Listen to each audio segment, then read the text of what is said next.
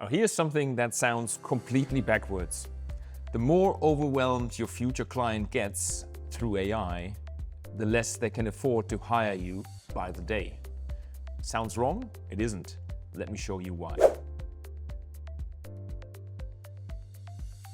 Picture the kind of client you would want as an independent advisor. A founder, a CEO, someone senior with real decisions on their plate.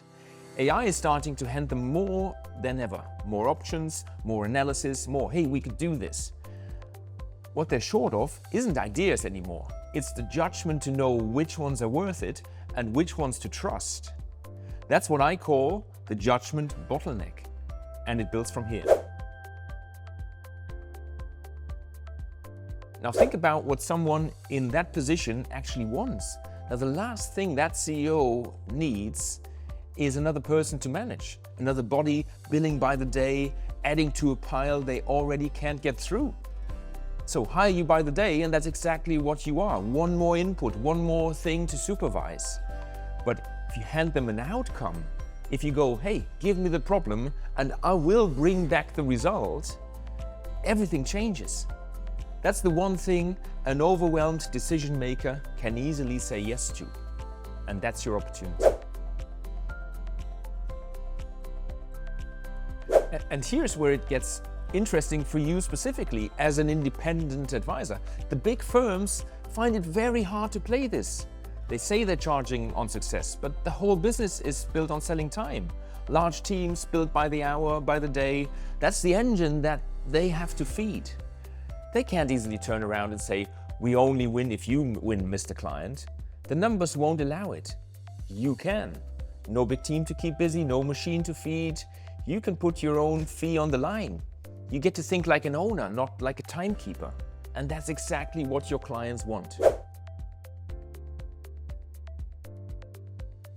So, big opportunity in front of you as a potential independent consultant, but there's a catch. Being able to sell your services on a success fee and really own the outcome together with your busy, overwhelmed client only works if you have engineered your practice properly. And that's the whole point of this channel. If you think about it, first you need to be very clear on what I call the positioning. So positioning is really, what problem am I solving, for whom, and why me? Why exactly me? You need to be very clear and very distinct about what it is you do for the client and why they should choose you. The second is what I call packaging. Now, interesting term in consulting, but I think it's the offer design. It's really working hard on making your service easy for the client to buy and easy for yourself to sell. And that's got a lot to do with structuring the assignment in a certain way, having milestones very clear, having your deliverables very clear. And that's another very important step. And then on top of that is your pricing. So how exactly do you price?